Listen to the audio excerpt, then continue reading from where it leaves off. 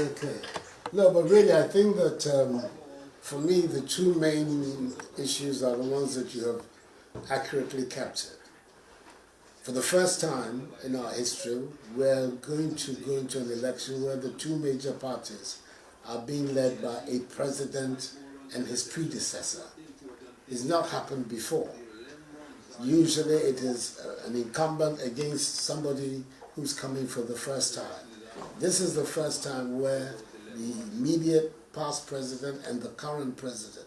So the issue of their record is absolutely critical.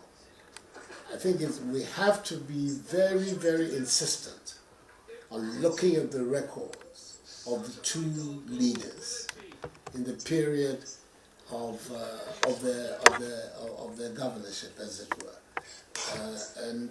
I think that it's inescapable as far as this election is concerned. And then secondly, deriving from it is also the question of how well they have managed the various issues in the country during their time. And when we're talking about that, we're not talking just about COVID, we're talking about the whole period, for me, from the 7th of January 2017, right up till today, right up to the election. And I think too that is also inescapably part of the mix, a critical part of the mix for this election.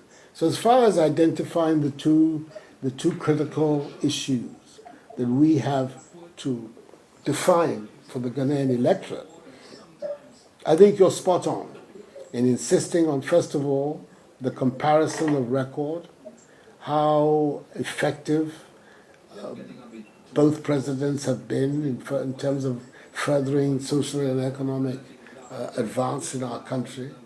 And then, of course, the quality of the leadership that they provided.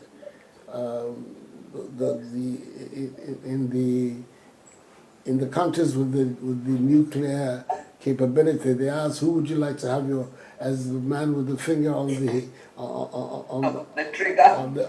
bomb? We don't have, but we still have to ask ourselves who best can manage the affairs of our country, both in normal times as well as in extraordinary times, like these last 3 or 4 months. And in talking about the record, I think there's one thing which is very important for us in the NPP to continue to stress.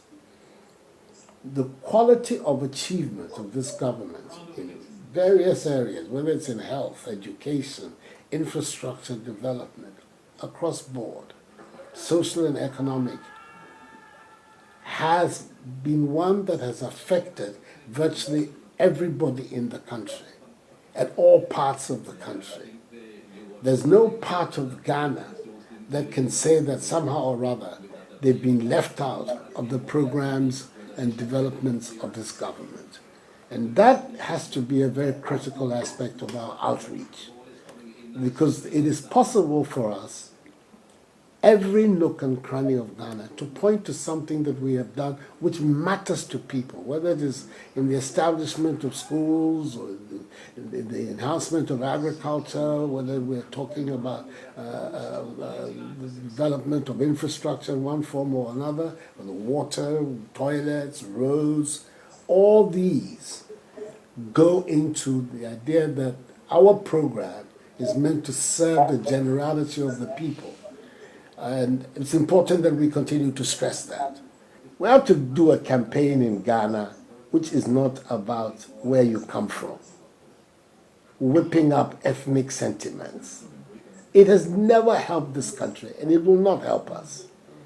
We should be the very first to recognize this diversity, this mosaic, this Ghanaian tapestry, which is full of so many different elements, but comes together in the Ghanaian statement.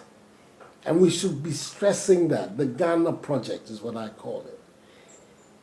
Secondly, in making the Ghana Project too, the other issues, whether you're a Muslim or a Christian, I'm very strongly a Christian. I'm part of the big Christian majority in Ghana.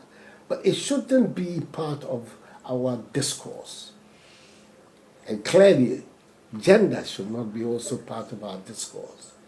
We are looking at all times at records, at competencies. So it should be possible for the discussion amongst these people and before the Ghanaian people to be a discussion about competencies, abilities, records, achievements, output. So I think that that is something that I would like us to stress very much. All the stuff about, we have some tribal agenda, want to disenfranchise people in the foreign office, in the voting. I don't understand where that is coming from. And it's deliberate, it's artificial. Anybody who knows the mechanics of Ghana knows that that is artificial, and it's being done for very short-term political gains. I'm not sure that it's a legitimate way of advancing a political agenda. Certainly, it's not one that I would want to promote. Thank you once again. Thank you very much. Thank you, sir. Thank you, sir. Enjoy your quarantine. I have 5 more days. I don't know what you do in quarantine. all the memoranda and papers I have not read, I'm reading them now. Yeah, and I'm finding myself busier than when I actually go from here to Jubilee House. But that is it, and I'm finding myself extremely busy.